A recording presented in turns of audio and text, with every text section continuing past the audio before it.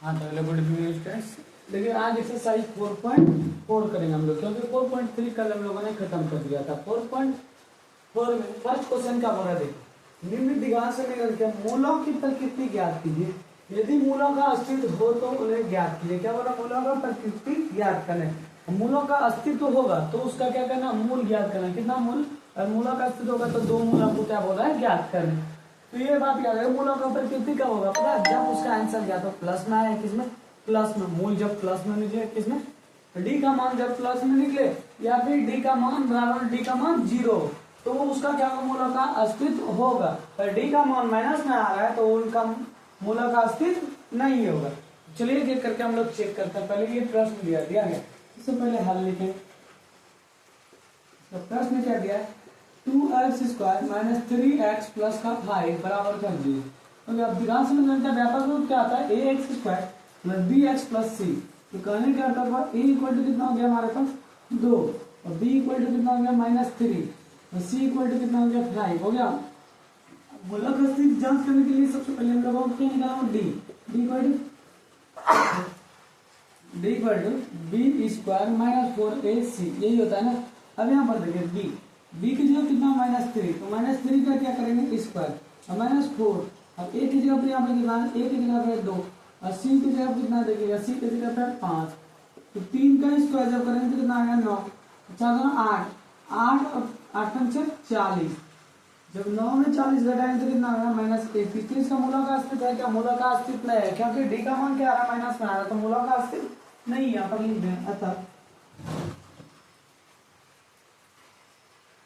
मूलों का अस्तित्व नहीं है।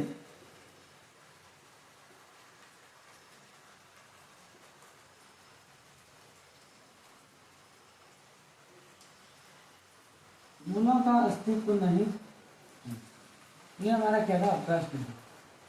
ये प्रश्न क्या हो चुका है, कंप्लीट हो गया। अब दूसरा नंबर सवाल देखिए क्या है, चलिए इसको मिटा दें। ये यहाँ पर दूसरा नंबर इधर बना देते क्या, चलिए प्रश्न दूसरा नंबर क्या है, 3x²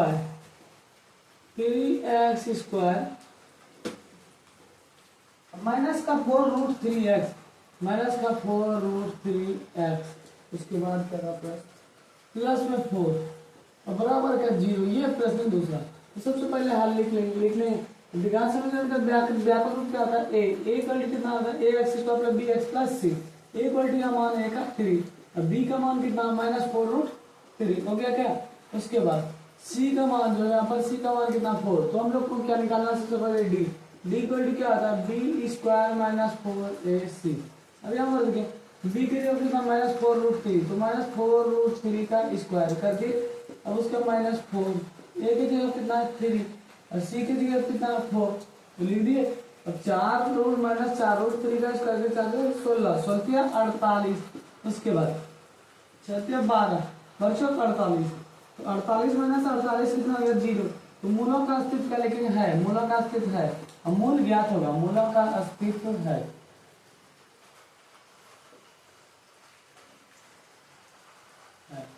अब जब हम लोग मूल निकालेंगे तो मूल का फॉर्मूला क्या था, मूल निकालने का क्या होता है फॉर्मूला, x बराबर क्या था -b प्लस माइनस √d और बटे का 2, यही होता है ना मूल निकालने का फॉर्मूला।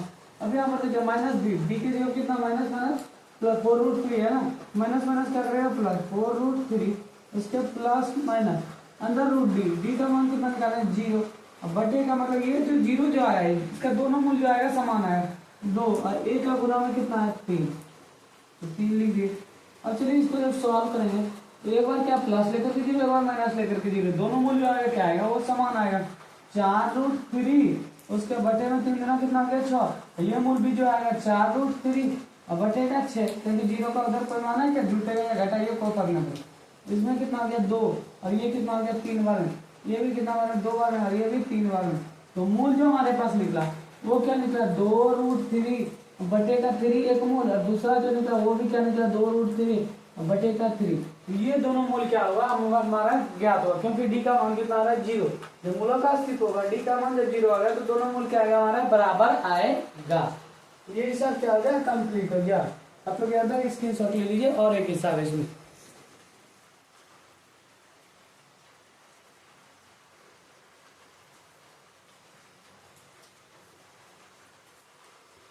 अब एक का तीसरा नंबर सवाल देखिएगा क्या है, टू इसका भी बोल रहा है मूलों का स्थिर है, जैसे इसका भी मूल ज्ञात करें। 2x² - 6x + 3 = 0। तो हम लोग सबसे पहले इसको किस रूप में तोड़कर दिया समीकरण का व्यापक रूप में। तो ए का मान क्या हो जाएगा यहाँ पर 2, बी का मान क्या हो जाएगा यहाँ पर -6, और सी का जो मान होगा वो कितना होगा 3। तो अब क्या निकाल लेना हमको, मूलों का अस्तित्व चेक करने के है या नहीं। तो डी क्या निकालना है, डी इक्वल क्या आता है b² - 4ac हो गया।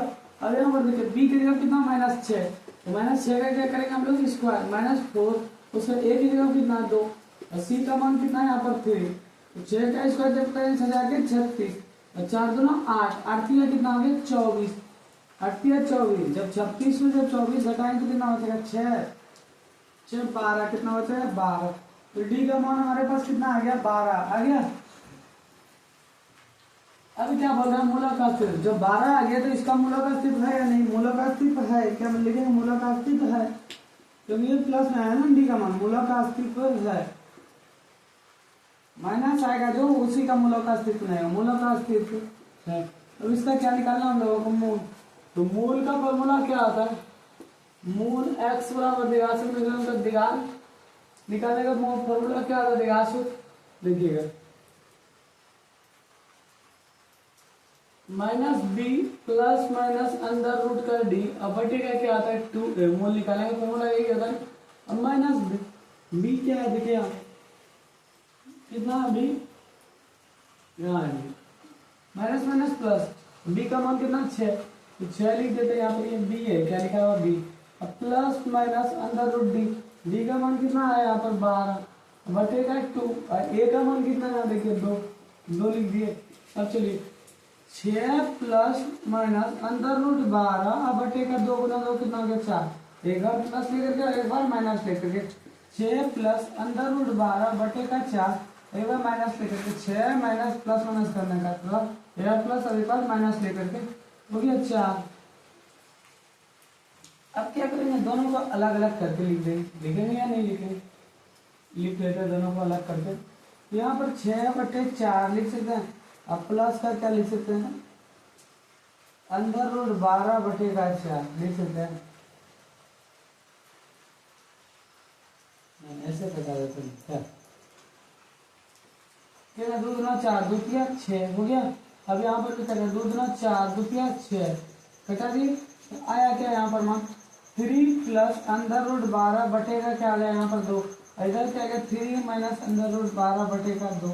तो ये हिसाब क्या हो गया हमारा कंप्लीट हो गया, ये तो मूल ज्ञात हो गया 3 प्लस (√12) बटेगा 2, 3 माइनस (√12) बटेगा 2।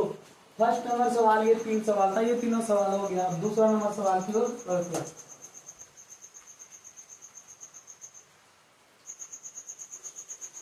नीचे देखिए थोड़ा सा मिस्टेक हो गया यहाँ पर, ठीक है, ये हमने डायरेक्ट कटा दिया, पहले इसको अभी कर देते हैं, उसके बाद यहाँ पर थोड़ा सा मिस्टेक हो गया। यहाँ देखिए यहाँ 6 है ना, 12 को हम लोग कैसे लिख सकते हैं, 6 प्लस में 12 को 2√3 लिख सकते हैं क्या, 2√3 ये लिख सकते हैं 12 को कितना 2√3। तो 12 को हम लोग क्या लिख सकते हैं, (√12) को 2√3 हम लोग लिख सकते हैं। अब बटेगा क्या आ गया 4 हो गया क्या।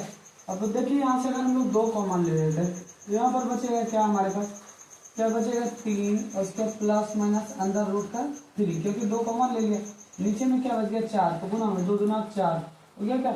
अब यहाँ पर क्या बचा 3 प्लस माइनस का (√3) अब बटेगा 2, मतलब करने करता तो एक बार प्लस लेकर के लिख दीजिए और एक बार माइनस लेकर के, तो यहाँ पर लिख देते हैं बराबर 3 प्लस (√3 बटेगा 2, एक मूल हो गया, और दूसरा मूल जो निकला वो क्या निकला 3 माइनस (√3 बटेगा 2।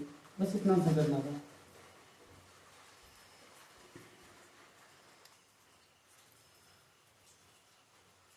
नेक्स्ट प्रश्न देखिएगा, दूसरा नंबर क्या बोल रहा है, निम्नलिखित प्रत्येक द्विघात समीकरण में k का ऐसा मान ज्ञात कीजिए कि उनके उसके 2 बराबर मूल हो। क्या बोल रहा है, k का मान निकालना है जिसका दोनों मूल क्या हो बराबर हो। चलिए हम लोग क्या करते हैं, k का मान निकालते हैं। सबसे पहले ये द्विघात समीकरण हमारे पास दिया, द्विघात समीकरण व्यापक रूप में हम लोग इसको तोड़ेंगे, तो हाँ लिख देंगे। तो a का मान जो हो जाएगा वो कितना हो जाएगा 2, b का मान जो हो जाएगा वो कितना हो जाएगा k, और c का मान जो हो जाएगा वो कितना हो जाएगा 3। अब क्या d निकाल लेंगे पहले, d इक्वल टू b को क्या कि दोनों मूल क्या बोल रहा है बराबर हो, ये ना b² - 4ac यहाँ पर देखिएगा बी की जगह पर कितना के, तो के का क्या करेंगे स्क्वायर, अब -4, ए की जगह कितना 2 और सी की जगह पे 3 है, उसके बाद के स्क्वायर, उसके बाद 4 ना 8, 8 कितना हो गया 24 हो गया क्या। अब के स्क्वायर हमने देते हैं, ये -24 है ना, उस पर जाएगा तो किसमें होगा +24 बराबर का 24। अब यहाँ पर से अगर स्क्वायर हटाते हैं तो के का मान जो निकलता है क्या निकलता है ±√24, रूट चढ़ जाता है ना स्क्वायर हटाते हैं उस पर में जाकर के रूट। अब इसको हम लोग कैसे लिख सकते हैं 2√6, क्या लिख सकते हैं इसको 24 को हम लोग क्या लिख सकते हैं 2√6 के बराबर +-2√6 लिख सकते हैं। करने का था के का मान जो है एक बार प्लस लेकर के 2√6, एक बार माइनस लेकर के 2√6, ये दोनों मूल बराबर है, समान आया, एक ही मूल आया लेकिन क्या हुआ प्लस माइनस लेकर के। अब यहाँ पर इसको सॉल्व कीजिए, इसमें भी क्या लिखेंगे सबसे पहले हल लिख देंगे। अब यहाँ गुना कीजिए के ऑफ एक्स को एक्स से गुना कीजिए क्या हो जाएगा के एक्स पर स्क्वायर, उसके बाद के ऑफ एक्स में -2 से गुना करेगा क्या होगा 2k(x) हो गया।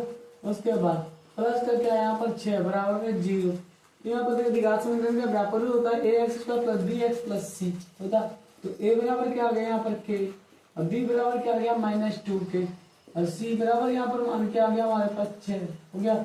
अब क्या निकालेंगे हम लोग डी, डी का फॉर्मूला, डी को किससे सूचित कर, विवेचक बोलिए या तो विविध कर बोलिए, D equal to b² - 4ac हो गया। अब b की जगह पे यहाँ देखिए क्या -2k, तो -2k का क्या करेंगे हम लोग स्क्वायर कर दिए, उसके बाद -4 है 4 लिख दिए, a की जगह पर यहाँ पर कितना है k, तो k लिख दिए, और c की जगह कितना है यहाँ पर 6, तो 6 लिख दिए।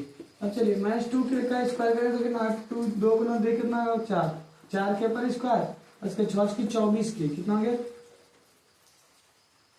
24 के। अब ये -24 के तो उधर ले जाएंगे तो प्लस में 24 के आ जाएगा, 4k स्क्वायर बराबर का क्या आ गया 24 के प्लस का हो गया। अब यहाँ पर क्या के स्क्वायर है ना, चलिए करने करता तो इसका क्या पता 4 इंटू के लिख सकते हैं क्या इसको, अब बराबर है यहाँ क्या 24 के है। चलिए अब यहाँ पर देखिएगा ये एक के, तो एक के ऐसे भी यहाँ पर भी कटा सकते हैं, नहीं तो वहां पर लगाएंगे। अगर यहाँ से हम लोग के निकालते हैं तो क्या आ जाएगा 24 हो जाएगा, क्या 24 बटे क्या आ जाएगा 4 होगा, फिर कम 24 कितना बार में आएगा सर 6 बार में, तो के का जो मान आ गया वो हमारे पास कितना आ गया 6, के का जो मान आ गया वो कितना आ गया हमारे पास 6 आया ना।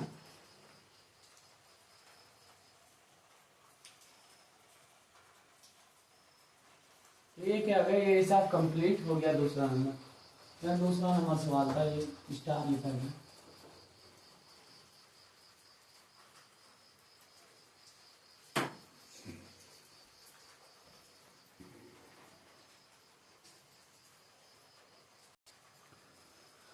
अब नेक्स्ट सवाल देखिएगा 3 नंबर, किसका 4.4 का 3 नंबर। क्या एक ऐसी आम की बगिया बनाना संभव है, क्या बोल रहे हैं आम का बगिया बनाना संभव है जिसकी लंबाई चौड़ाई से दोगुनी और उसका क्षेत्रफल जो दिया गया 800 मीटर हो, यदि है तो उसकी लंबाई और चौड़ाई ज्ञात कीजिए। देखिएगा चौड़ाई से जो लंबाई बोल रहा है ना वो कितना दोगुनी, चौड़ाई से जो लंबाई वो कितना है दोगुनी है, तो हम लोग सबसे पहले क्या लिखेंगे हल, और उसके बाद मान लेंगे, क्या करें मानेंगे, पहले चौड़ाई मान लेते हैं, माना कि आम की बगिया की चौड़ाई,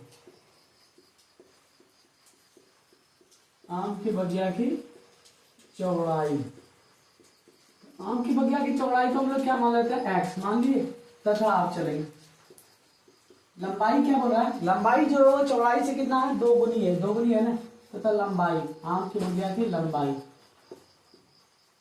आम की बगिया की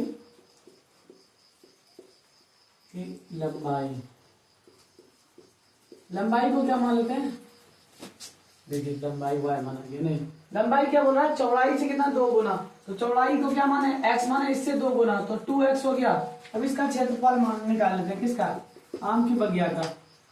जब क्षेत्रफल निकालेंगे तो क्षेत्रफल का सूत्र क्या होता है, क्षेत्रफल का सूत्र होता है लंबाई इंटू चौड़ाई होता है, लंबाई इंटू चौड़ाई, तो लंबाई कितना हमारे पास देखिएगा आम की बगिया की लंबाई 2x इंटू चौड़ाई कितना है x, तो कर लिया 2x में जब x से मल्टीप्लाई करेगा तो क्या हो जाएगा 2x पर स्क्वायर, ये हो गया क्या। अब आगे चलते हैं, आगे क्या हो रहा है, इसका जो क्षेत्रफल दिया गया वो कितना दिया गया 800 मीटर 800 मीटर स्क्वायर। तो प्रश्न से चलते हैं, प्रश्न से। अब यहाँ पर देखिएगा इसका जो क्षेत्रफल दिया गया, लंबाई और चौड़ाई का जो क्षेत्रफल दिया गया 800 मीटर, तो कितना 2x स्क्वायर बराबर का क्या हो जाएगा 800 हो गया। अब यहाँ से जब हम लोग x स्क्वायर निकालेंगे तो ये 2 गुना में इस पर आएगा तो भाग में, तो 2 से कटा दिया 800 कितना बनेगा 400 बने। x स्क्वायर बराबर का कितना हो गया 400। अब यहाँ से जब स्क्वायर हटाएंगे तो उस पर में जाकर के क्या चढ़ेगा रूट, क्या चढ़ेगा रूट। x बराबर क्या हो गया प्लस माइनस अंडर रूट का b, कितना हो गया 400। अब 400 का परफेक्ट स्क्वायर कितना निकलता है 20, कितना निकलता है 20 का अगर स्क्वायर कीजिएगा तो कितना होता है 400 होता है क्या। यहाँ पर क्या लिखेंगे 20 का नहीं करता तो एक बार प्लस लेकर के एक बार माइनस लेकर के 20, -20 और एक बार प्लस लेकर के 20। तो माइनस वाला को तो हम लोग नेगलेक्ट कर देते, करते किसको प्लस वाला को। तो देखिएगा मान आम के बगिया की जो चौड़ाई मान है, चौड़ाई कितना आ गया 20 मीटर, अतः चौड़ाई 20 मीटर है तथा लंबाई हम निकाल लेंगे। लंबाई जो वो कितना माना है 2x माना है 2, और x के जगह पर यहाँ पर कितना है 20, 2 गुना 20 करें तो कितना है 40 मीटर है। तो क्या आम का बगिया बनाना संभव है या नहीं है? आम का बगिया बनाना संभव है।